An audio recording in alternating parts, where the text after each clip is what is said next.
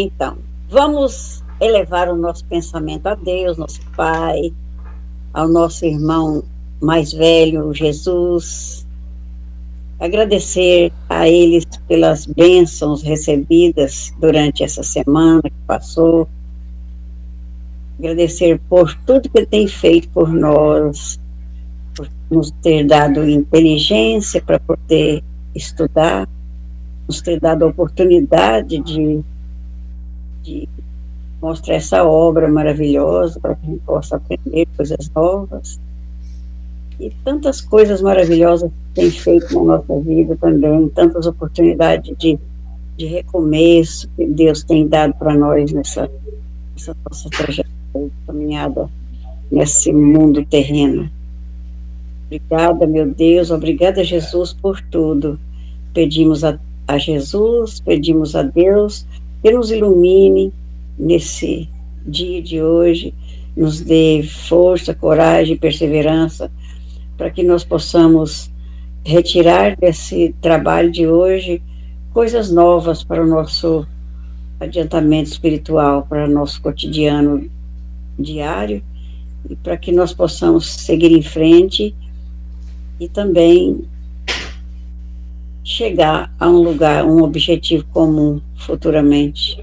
Obrigado, Jesus, por tudo. Obrigado, meu Deus, por estar aqui nesse momento. E que a paz e o amor de Jesus e o amor de Deus permaneçam em nossos corações para sempre.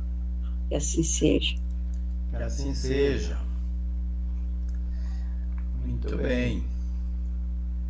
Bom dia mais uma vez para todos, todas. Vamos ao nosso estudo desta manhã.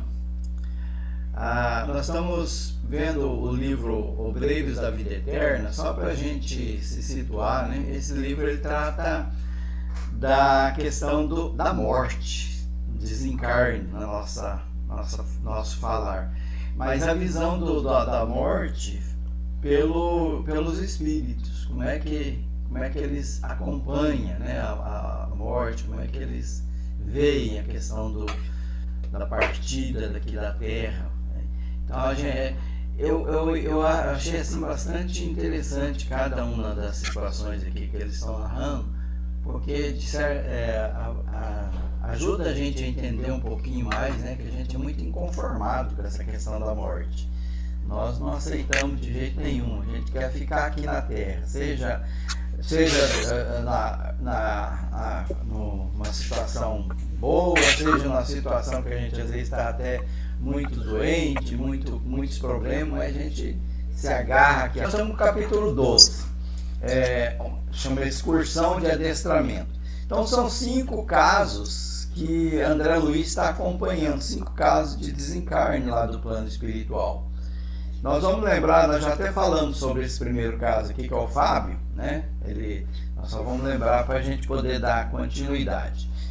O Fábio é uma pessoa, um senhor, né, que já estava bem adoentado, né, vítima de uma tuberculose. Nós devemos lembrar sempre que esse livro é nos anos lá de 1940, então nessa época a tuberculose era uma coisa muito complicada, né, pegava muita gente. E geralmente a pessoa desencarnava, vítima da tuberculose. Poucos eram que conseguia, né, se salvar e tal, né? Tinha muito problema nessa área. E o Fábio, então, ele estava vítima de uma tuberculose. E ele tinha 2 filhos, a esposa, um filho de 6 e outro de 8 anos. E na narrativa aqui do André Luiz, ele estava conversando, né, com os filhos e passando para ele tinha ideia já da vida espiritual, já sabia, né, que a morte não existe de verdade, é só uma passagem para um outro plano, uma viagem. E ele, que consta que ele viveu a vida aqui na Terra, viveu muito bem, né? Então soube viver bem e vai bem morrer, para bem morrer. Então aqui diz assim, né, aquelas pessoas que tiveram a vida aqui tranquila, uma vida serena, no sentido de cumprir com seus deveres, né, cumprir com a lei de Deus dentro daquelas condições mínimas, né, o que a gente veio aqui comprometido para fazer, e que eles possam desenvolver um bom trabalho aqui na Terra, a pessoa, quando desencarna, tem um desencarne mais tranquilo. E a espiritualidade está ali contribuindo, ajudando, né, para que ele tenha essa passagem mais tranquila. Não quer dizer que Deus abandona aqueles, né, que não teve uma vida tranquila. É que aqueles que não teve a vida mais tranquila, é muito difícil o acesso a eles, né? Então eles são pessoas muitas vezes apegadas à questão da terra, a bens materiais, a pessoas, tem às vezes muitas coisas a resolver dentro de si mesmo, como inveja, ciúme, egoísmo, todas essas encrencas. Fica difícil até ajudar pessoas que têm esses vícios morais. O Fábio, da nossa história, que ele era uma pessoa que soube viver bem, então uma pessoa que amava a família, amava a vida, né? Então ele teve uma conversa com os filhos, dizendo que a morte não existe, que ele ia estar sempre em contato, que o amor deles não ia cessar com a morte física do pai. Eles iam continuar se encontrando, só que numa outra situação. Olha, filho, vão dizer que eu fui embora, algumas pessoas vão dizer que eu morri para sempre, mas não acredite nisso não. Lá de vez em quando a gente vai estar se encontrando.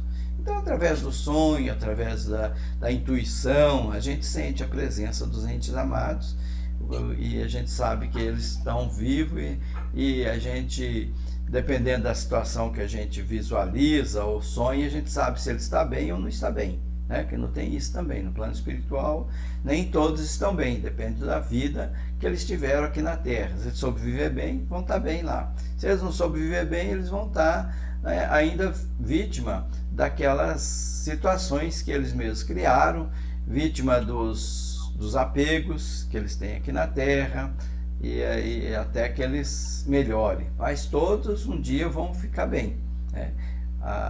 Deus é Pai e é Pai de todos, tanto aquele que é bonzinho quanto aquele que é malvado. Deus é Pai de todos. Achei um pé aqui, passa. Bom, aí então o Fábio, ele era um médium, né? Um homem equilibrado, mas o médium, assim, que ele nem sabia que tinha mediunidade, assim, nem tinha conhecimento sobre essa questão da mediunidade. Sabia que existia espírito, conversava com os espíritos, mas não tinha esse conhecimento. Ele era um mediador, um estudioso também, né, das influências magnéticas e dos serviços de assistência oculta. Então a espiritualidade até usava daquele magnetismo que ele tinha para auxiliar as pessoas que estavam no plano físico e no plano espiritual. Então a espiritualidade faz isso, né? Nós geramos energias magnéticas, energia magnética animal, e a espiritualidade utiliza daquelas energias para ajudar pessoas encarnadas e desencarnadas. E quanto mais a gente gera e doa energia, mais energia nós temos. É aquela velha questão da oração que o Francisco de Assis, né, nos trouxe. É dando que se recebe. Então, quanto mais a gente doa energia, melhor a gente fica. Aquelas pessoas que têm a capacidade de cura, né, que faz passes, o benzimento, né, que é também uma forma de passe, pode observar que elas também recebem, né? Elas estão sempre melhor, cada vez melhor, dependendo do bem que ela faz aos demais. Então o Fábio tinha essa capacidade de conversar com os espíritos e de exercer essa influência magnética. A outra personagem é a Albina. Albina, ela é evangélica, protestante, né? Dizia antigamente, hoje fala evangélicos. E ela tinha uma enfermidade cardíaca, uma moléstia cardíaca. Ela já tinha uma idade avançada, tinha um problema no coração, então, e frequentava a igreja presbiteriana. E ela era aquela pessoa, aquela professorinha que está dentro da igreja, ajudava a na moral cristã, as crianças, a juventude, né, no ideal cristã. Nós até lembramos dela na semana última que nós tivemos. Ela morava num prédio, né, no Arranha-Céu, até citava. Então ela tinha uma vida assim, econômica, né, financeira, tranquila, não tinha grandes problemas. E ela dedicava muito na igreja a ajudar as pessoas. E ali também ela tinha alguns probleminha para resolver, e a espiritualidade até dizia que ela tinha que resolver uns problemas com a família. Então, por conta disso, o desencarne dela não ia acontecer de imediato, ia demorar um pouco mais para que ela resolvesse aqui na Terra alguns problemas que ela deixou. O terceiro personagem é o Cavalcante. Esse já é católico, né? E ele também era uma pessoa dedicada ao bem e ao próximo. Pode observar que todas essas pessoas que nós vamos estudar são pessoas de bem, pessoas que, independente da crença religiosa, da forma como eles, a questão social deles, né, financeira e tudo mais, mas eram pessoas dedicadas ao amor ao próximo. Então eles eram seguidores do Evangelho do Cristo. Alguns conheciam, outros não conheciam, mas sempre fazendo a coisa certa. E por conta disso, então, eles tinham esse suporte da espiritualidade. Os espíritos benfeitores estavam ali contribuindo para que eles pudessem ter um desencarne tranquilo. Então, Cavalcante era um virtuoso católico romano no serviço do bem ao próximo. Só que ele estava abandonado pela família. A família não concordava com a forma como ele vivia. Ele era uma pessoa que não dava importância ao dinheiro, né, as posses materiais. Ele usava as posses materiais para ajudar os outros, né, para ajudar o próximo. Então, por conta disso, ele foi colocado, né, num leito, né, de um hospital público, né, naquela época o hospital público era mais difícil até do que hoje. E lá naquele hospital, quando o André Luiz foi com a equipe lá olhar, ele percebeu, né, que tinha muitos espíritos lá. Ele tem a visão do mundo espiritual também, além do mundo físico. E chegando lá, ele viu que tinha espíritos bons, espíritos perseguidores, espíritos familiares daqueles enfermos que estavam ali. Então tinha todo tipo de espíritos ali, né? E ele estava ali abandonado pelos parentes, em virtude das ideias dele de renúncia à riqueza da material. Ele não era uma pessoa assim que possuísse muito conhecimento, né? Era católico, seguidor, mas não era aquela pessoa assim que conhecia bastante sobre mediunidade, sobre espiritualidade e tudo mais. Ele fazia o bem, ele ajudava. E era um quadro assim muito triste. André Luiz disse que dos quadros que ele viu ali, desses que ele estava estudando, esse era o mais triste. Era o quadro triste, porque ele estava ali abandonado, né? E estava agitado por conta do abandono, preocupado com a família, queria ver os parentes. Tinha alguns parentes desencarnados também que não gostavam dele, que estavam ali tentando assediar, tentando prejudicar. Mas ele era uma pessoa que amava a família, ele queria, né, ver a família, então ele tinha apego até a família. Então aqui diz até a palavra assim, excessiva ligação com aqueles que ama. Isso também prejudica o apego. O apego ele traz também algumas amarras para nós, né? Então ele tinha essa dificuldade de apego, né? O outro personagem, que é o 4, é a Adelaide. A Adelaide, ela já é médium, ela participa de um centro espírita. Ela também morava numa casa confortável, né? E ela cuidava de criancinhas, lá na casa espírita mesmo. Ela cuidava de muitas criancinhas em nome de Jesus. Ela pertencia a uma instituição espiritista cristã, diz aqui, né? E o Bezerra de Menezes até foi acompanhar ela quando ela foi chamada lá para o plano espiritual. E antes do desencarne, a espiritualidade, a equipe, né, do André Luiz, do Horácio e outra, a Luciana, a Irene, que é uma outra colaboradora, elas iam lá buscar as pessoas, né, enquanto elas dormiam, para essa excursão no plano espiritual, para que elas fossem preparadas para o desencarne. Então a espiritualidade fazia umas conversas com elas, né, para isso. E a Adelaide era uma das pessoas dedicadas às crianças, né? Ela falou, como ela já tem algum conhecimento sobre mediunidade, sobre espiritualidade, ela não vai dar muito trabalho. A passagem dela vai ser mais ou menos tranquila. Ela é uma discípula do mestre, tem muitas dificuldades, né? Como foi dito já até em reuniões anteriores, geralmente as pessoas que se dedicam a trabalhar em favor da moral cristã, do amor ao próximo, da caridade, elas enfrentam dificuldades. Isso é histórico. Lá na época de Cristo, né, os seguidores do Cristo foram perseguidos, foram torturados, mortos e tudo mais. E hoje também, aqueles que são seguidores de Cristo geralmente têm muitas dificuldades, tem muita situação, né, e de dificuldade, que até o André Luiz lá atrás ele falou, mas por quê, né? Deus devia um dia proteger, né, os seus soldados, né, os seus seguidores.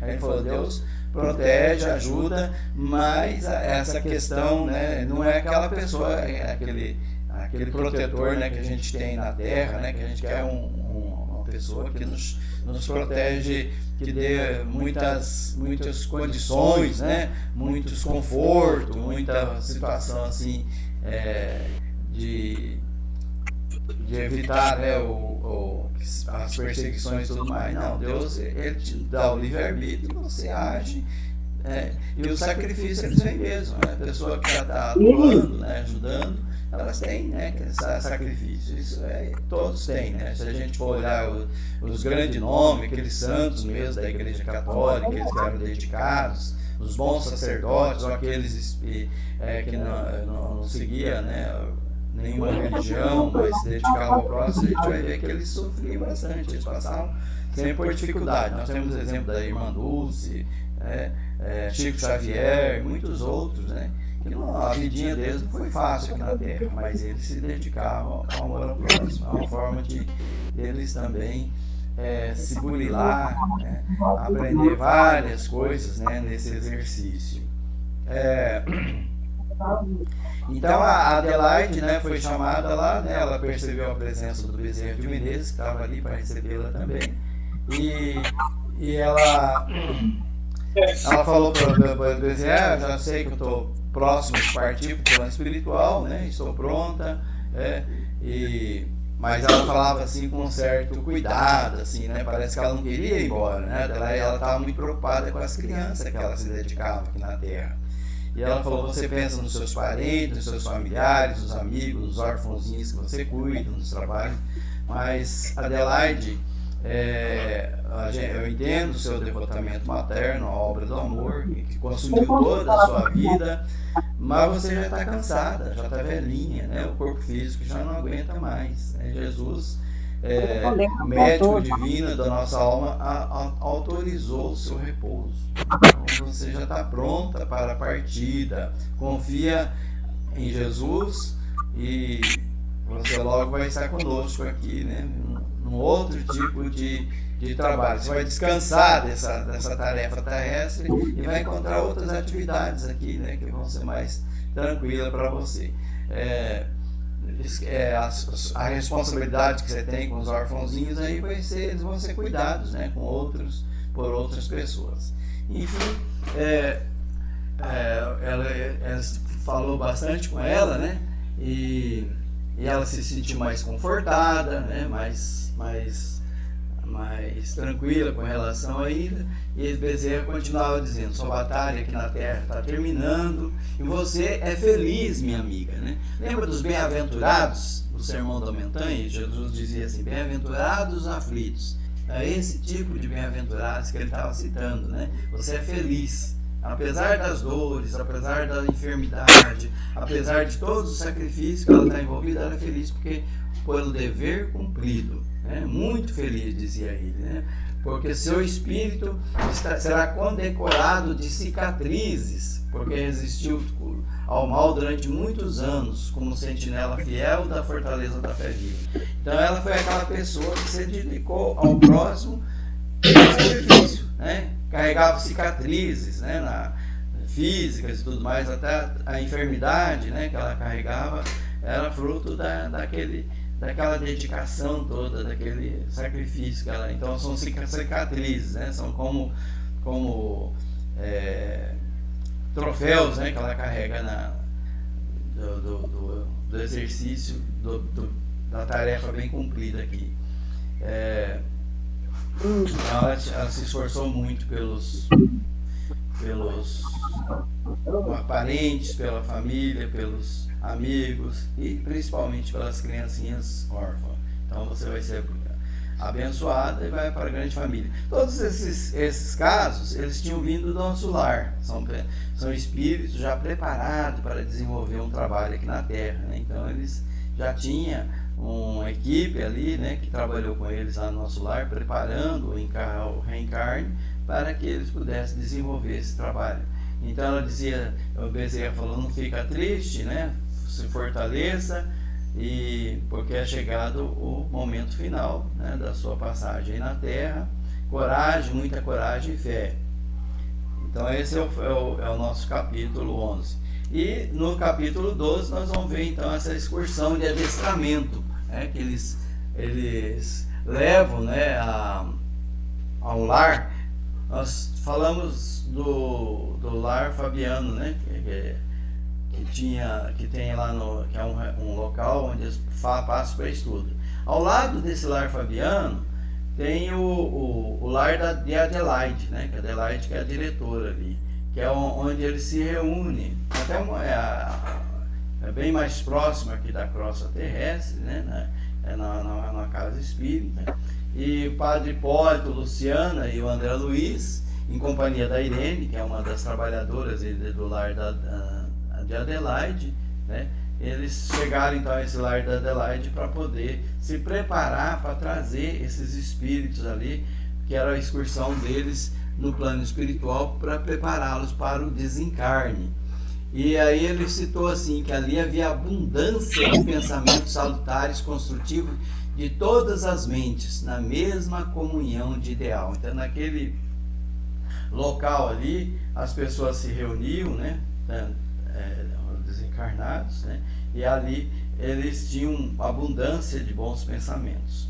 É interessante a gente atentar a isso, né? Quando a gente vai visitar um amigo, né, vai num lar, num familiar e tal, o que a gente leva de bom nos nossos pensamentos?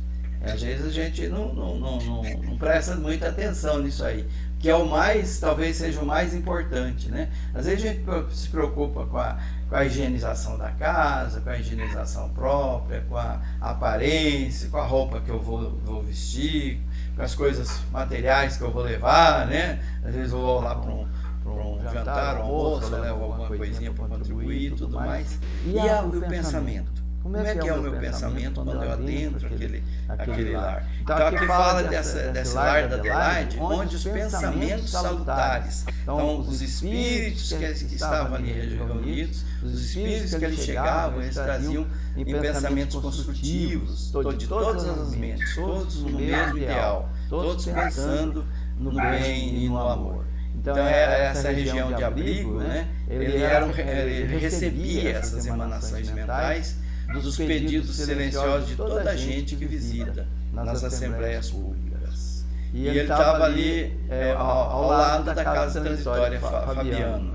E nessa casa, né, era uma casa espírita, no plano físico, onde as crianças ali eram atendidas, né? Tinha muitas crianças e adulto também, né? Mas mais a criança que era atendida com a sopa, né? Com a alimentação e a evangelização, né? Para que eles pudessem infundir a espiritualidade superior na mente humana. Então ali tinha muitas pessoas dedicadas aos pensamentos eternos, né? Mais do que das coisas transitórias. Então a satisfação, né, da questão física, que era a sopa, a alimentação que serviam às crianças, era o caminho que aquelas pessoas achavam para levar as questões espirituais, para solucionar problemas espirituais naquela criança. Então aqui ele narra a importância que tem esse trabalho, né, com irmãos, com crianças, nas casas de assistência que nós temos aqui na Terra, né? Que isso aí vai criar base sólida para aquelas pessoas, né? A semeadura de verdades imorredoras, dizer, né? Então a gente às vezes não imagina, tá ali brincando com as crianças, né? Dando um prato de sopa, fazendo alguns trabalhos manuais, né? Com eles, né? Mas a parte mais importante é aquela doação de energia, aquela doação do amor e os ensinamentos espirituais que ficam naquelas crianças. E aí ele lembra que muitas instituições, aqui ele não cita todas, né? Mas algumas escolas religiosas, às vezes elas se preocupam mais com a questão da casa, né, da estrutura física, da parte do ensino intelectual vigente no plano físico, né? Tem até educandários, escolas mesmo, né? Ele fala aqui das igrejas católicas, igrejas evangélicas, tem muitas escolas que às vezes eles pensam mais na questão física do que na questão espiritual. Então é importante, né, que se utilize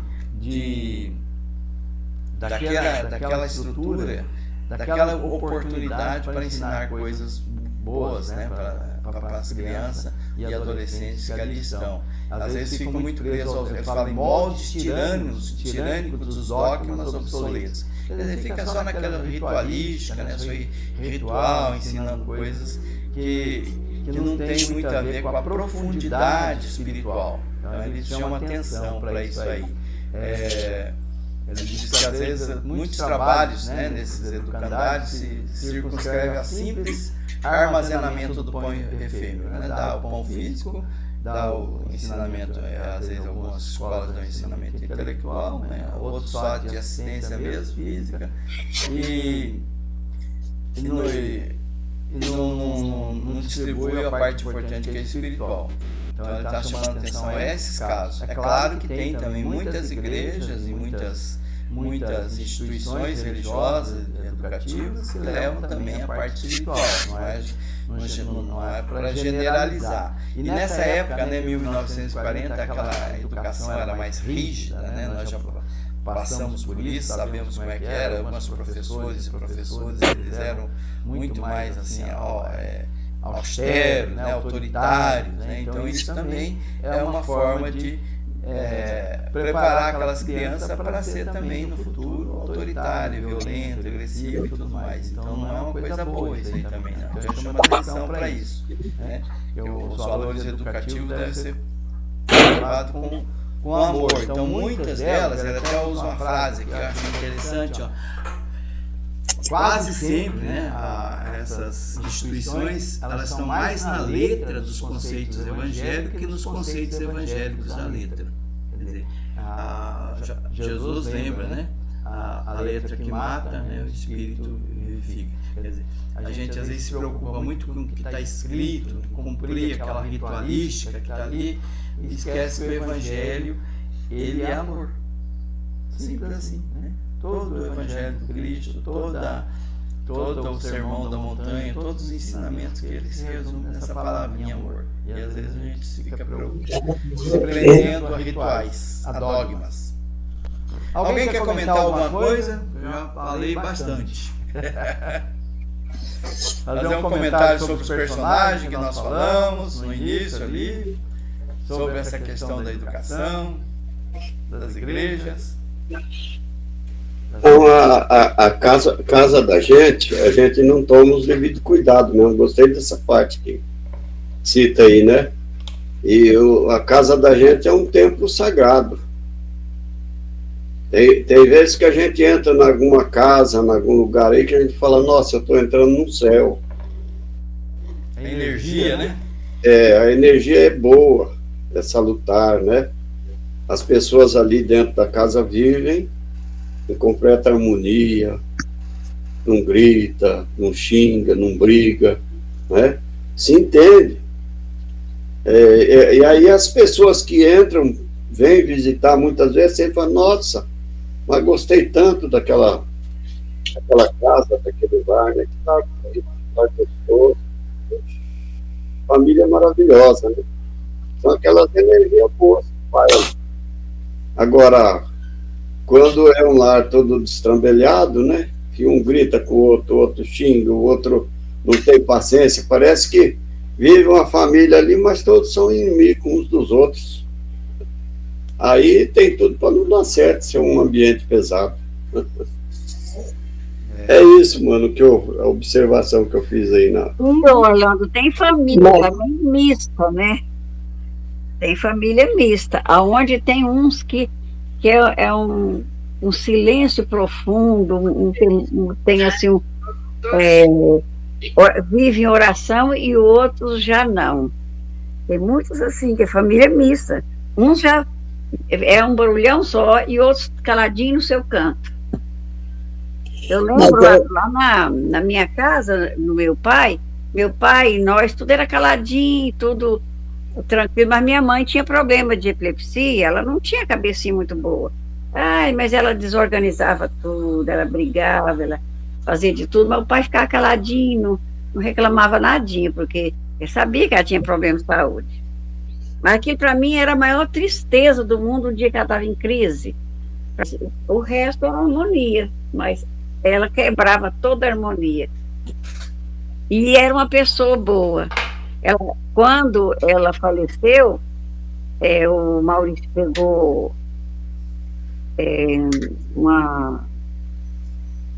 como é que fala? Psicografia. Pediu a psicografia dela. Ela demorou pouco tempo lá para se melhorar, para trabalhar. O meu pai, que era calmo, tranquilo, demorou muito mais do que ela. Então, isso aí é uma coisa que, às vezes, tem gente que é barulhento e tudo, mas nem sempre, porque ele está em atraso. Às vezes é deficiência da mente, né? Isso. Não é por causa da pessoa, de defeito mesmo espiritual. Mas é a mesma coisa. Deixa você terminar. É uma coisa relativa, isso aí é relativo, não tem assim um padrão exato, né? É a mesma coisa quando chega uma pessoa na casa da gente, né? Tem pessoas, nossa, a gente chega, tem uma alegria, traz uma alegria, meu Deus, gostoso, mas tem pessoas que chegam, a gente sente mal, e meu Deus, e tem pessoas que não passam coisa boa pra gente, né? Falar sobre ir embora, morrer com o corpo, o meu pai tinha uma maneira de falar pra gente assim, que a gente tem que fazer uma matula para carregar. Ele explicava o que era e tinha que fazer para fazer matulinha. A gente não pode ir sem matula, porque senão a gente vai parar muito perto. A gente tem que seguir mais para frente um pouco. Explicava a matulinha que tinha que fazer. Ele, tem que fazer matula. Toda Jesus disse isso aí, né? Fazia alguma coisa errada, a matulinha. Fala pra gente ajuntar tesouro no céu. Ajuntar tesouro no céu. É a matulinha. É muito bom. A sabedoria, né, do pessoal de antigamente. Juntar a matulinha para viagem. Pois é, meu pai era uma pessoa sábia demais, mansa, humilde, mas ele sempre falava, eu sou mau, eu luto para não ser mau, mas eu tenho maldade, né? mas eu luto para tirar minha maldade. Olha só. E minha mãe, que era meia loucona assim, por causa da epilepsia, ela melhorou muito mais rápido que ele. Ninguém imaginava que acontecesse. Olha só. Então, essa questão da energia, né, que foi muito falada aí pelo Orlando, pela senhora, pela dona Diva, é uma questão que a gente, né, precisa, nós somos alertados, né, aqui, a gente ter essa energia boa. Onde a gente passar, né, deixar um rastro bom, levar uma energia boa, através do nosso pensar, do nosso falar, do nosso comportamento, né, junto às pessoas. Então, nós somos convidados a esse comportamento, né? Quando a gente chegar na casa de alguém, sempre levar alguma coisa boa dentro de nós, né? Tem que levar harmonia, né? Levar harmonia, levar a paz, né? A paz. E isso é lembrado por Jesus, né? Nas suas passagens lá, né? Quando ele fala dos 72 discípulos, né? Que vai de 2 em 2 nas casas, ele faz essa recomendação, né? Para que a pessoa leve a paz, né? Leva a paz. E o que é a paz, se não é esse equilíbrio, essa serenidade dentro de cada um de nós que a gente precisa transferir, né, para os demais, né, e isso a gente cultiva dentro de casa. Foi bem lembrado aí pelo Orlando. Nós temos um livrinho que chama Sinal Verde, de André Luiz, que ele sempre lembra dessa questão, né? O comportamento dentro do lar, o comportamento junto aos familiares, a recomendação. Ele fala de coisas assim simples, né? Do dia a dia, por exemplo, bater a porta, né? Não bata a porta, né? Fecha com cuidado, não grite, não use palavrão, né? Dentro do lar, né? Trate um ou outro, né? Com respeito, com carinho, né? Às vezes a gente passa assim perto do...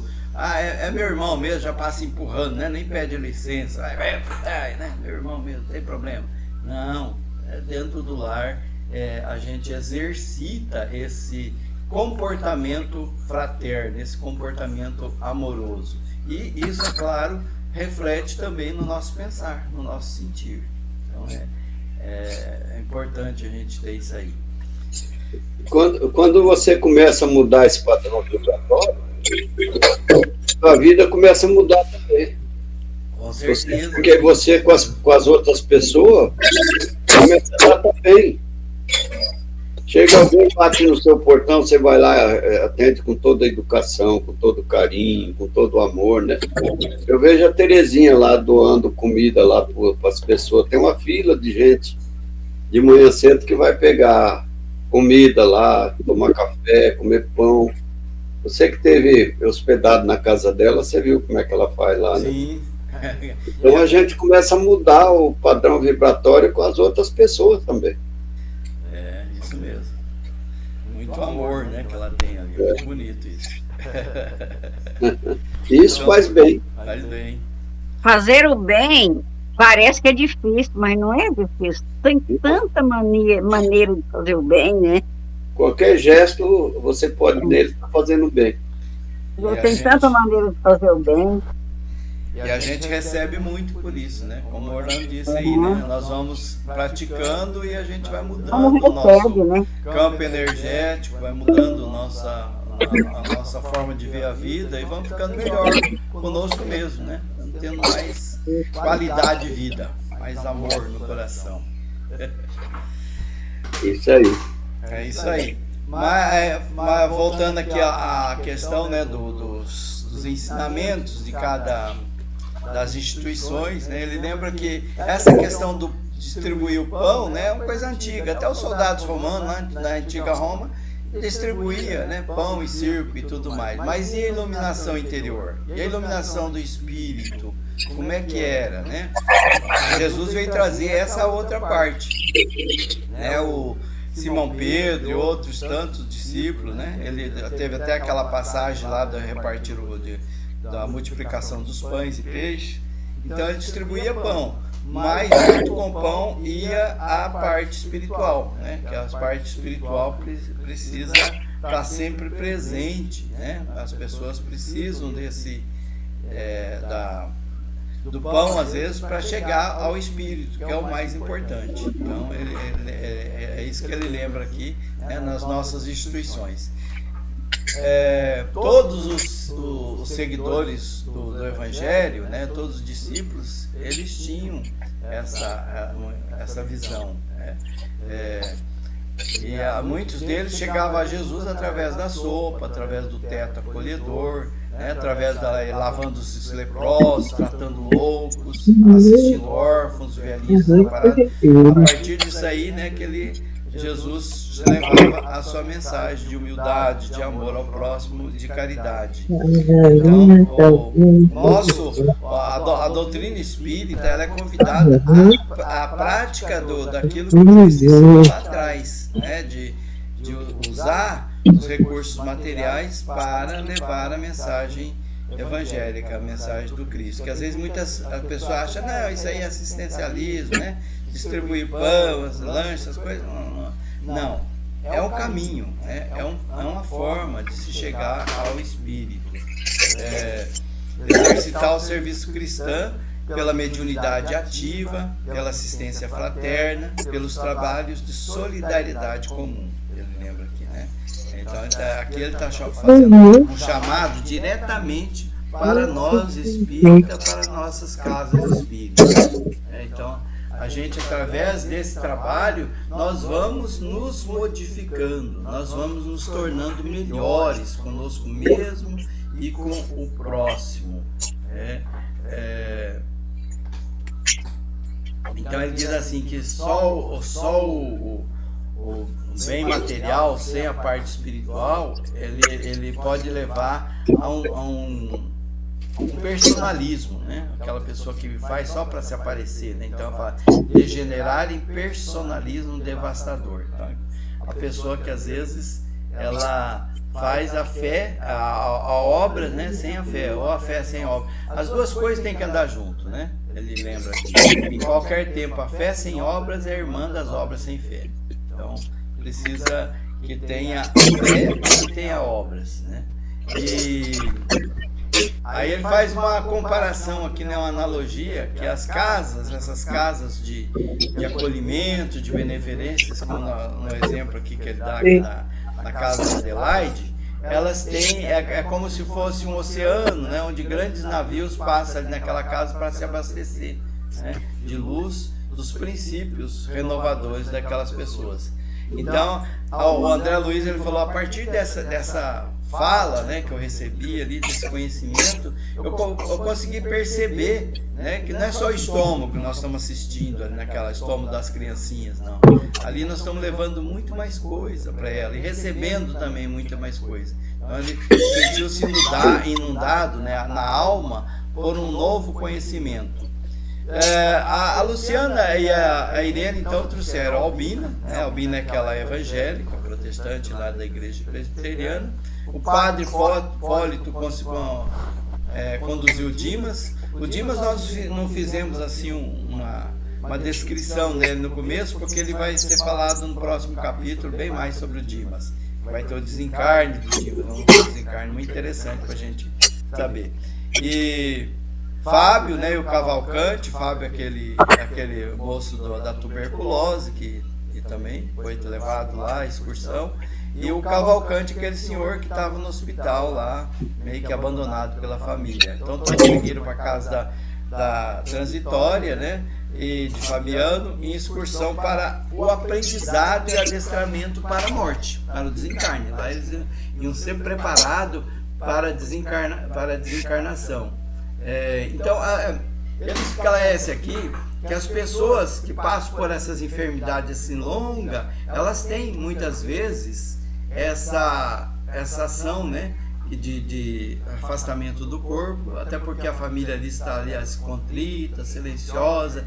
Então é um momento que a espiritualidade acha de tirar aquela pessoa do corpo e levar para esse adestramento, para que eles se aprendam, né, um pouco mais sobre o desencarne, né? Então é o momento que eles acham. Então não é muito difícil para eles afastar a pessoa do corpo, porque eles estão meio inconscientes ali, e com auxílio magnético eles vão levando essas pessoas para outras paragens.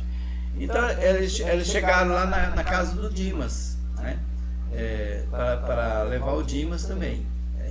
O Dimas estava repousando, uma injeção, né, que ele tinha recebido, né, para adormecer, e ele notou a presença do Dimas. Ele tinha essa facilidade de perceber os espíritos, ele percebeu a equipe ali e falou: meus amigos, será hoje meu fim, né? E eu estou suspirando tanto pela libertação, que ele estava sofrendo muito pela enfermidade, né? E Hipólito, sorrindo, falou: não, meu caro, né? É preciso você tolerar um pouco mais. Isso tá feio aí, né? Hein? O descanso, porém, não tardará muito, né? Quando fala descanso da vida física, que vai no plano espiritual, vai ter um outro tipo de atividade, mas uma atividade mais tranquila, né, do que essas atividades aqui, com tanto sacrifício que é envolvido aqui na Terra. E não temos tempo a perder, dizia o Hipólito, né? Hipólito era o ex-padre, né? E pegou a mão do Dimas, o outro pegou do outro lado, né? E foram em busca do Fábio também. Hipólito falou que no dia não dava para levar todos de uma vez, né, que eram 5, e o Cavalcante era uma pessoa que estava meio desequilibrado, então se fosse levar ele poderia ter problema. Então o Cavalcante era aquele que seria levado numa segunda viagem, né? Então, de regresso à Câmara da Adelaide, né? Encontrou a Irene e a Luciana, que já estavam à espera deles, preparatório para levar. Então ele já levou eles, e Cavalcante demonstrava-se muita aflição, então eles não iam levar o Cavalcante naquele momento, e Bonifácio ia ali ficar ajudando ele a desprender, né?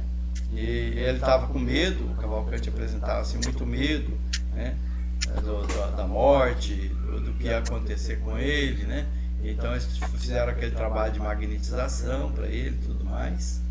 E os doentes de todos esses 5, né?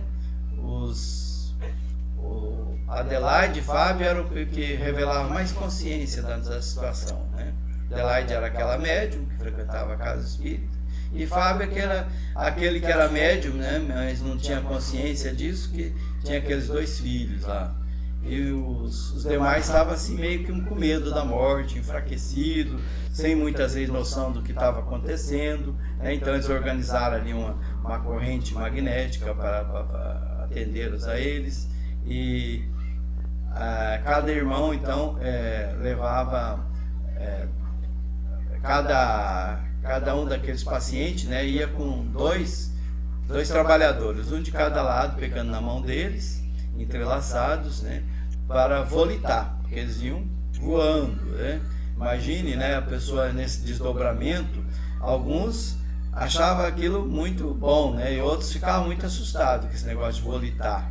E a Albina, que era evangélica, falava: meu Deus do céu, o que está acontecendo? Será que é o glorioso carro de Elias? Ela lembrava a passagem da Bíblia. Lembra da carruagem de fogo lá que levou Elias? Ela achava que estava, né, acontecendo isso com ela. Ela estava morrendo, né? Dai-me forças, ó Pai de misericórdia, ela clamava. E esse era o Cavalcante, né, que estava muito assustado lá, pedindo. E Cavalcante, como ele era católico, ele falou: não fiz a confissão, eu não posso morrer agora não, né? Eu ainda tenho que confessar os meus pecados lá, né? E não recebi a Eucaristia, não me deixe ir para o juízo, né, final sem passar pelos... Ele estava preso ainda naquela questão dos dogmas e tudo mais. E as rogativas deles, o André Luiz ficava muito sensibilizado por ele, né? O Dimas ficava falando coisas assim desencontradas, que ninguém entendia muito do que ele estava falando, assombrado.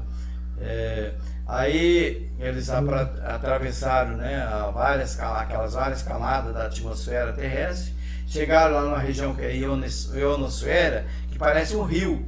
E o Dimas então ficou assustado com aquilo. Que rio é esse, né? Tenho medo, não posso atravessar, não posso. Ele estava com medo do rio, né? Na verdade era a ionosfera que estava lá, que ele estava passando. Bom, pessoal, essa questão acho que nós vamos ver na próxima semana, que já está faltando 5 minutinhos e o Google vai nos tirar do ar se a gente não encerrar. Na próxima a gente continua vendo o Dimas e os demais chegarem lá na casa da Adelaide, né? E vai ter algumas passagens interessantes sobre essa questão do desenlace, a gente entender melhor como é que funciona a morte. Alguém quer fazer a oração final? Faltam 4 minutinhos só. Orlando. Dona Larinha. Orlando. Então tá, dona Lália, a senhora mandou, eu cumpro. Obedece. A minha palavra é uma ordem. A sua palavra é uma ordem. Então, meus irmãos, orar é muito bom, a gente conversar com Deus, né? Coisa melhor do mundo. Jesus, Então nós mantemos esse clima tão gostoso, harmonioso aqui, que teve hoje aqui, com muitos aprendizados. E Jesus possa entrar dentro dos nossos corações, dentro das nossas vidas, dentro da nossa casa, dentro da nossa família, para que os dias aqui na Terra se tornem mais leves e que a gente possa, a cada dia que levanta cedo, sentir o perfume das flores, sentir aquela presença viva de Nossa Senhora irradiando a sua luz em todos os cantos, né?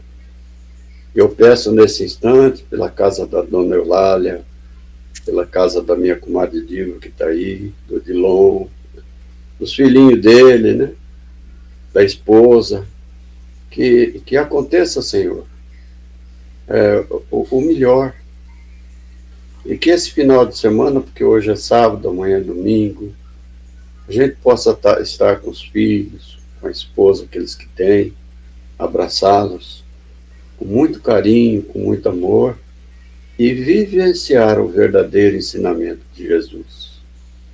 Muito obrigado pela lição de hoje, pelo aprendizado, e que Deus e Jesus nos abençoe.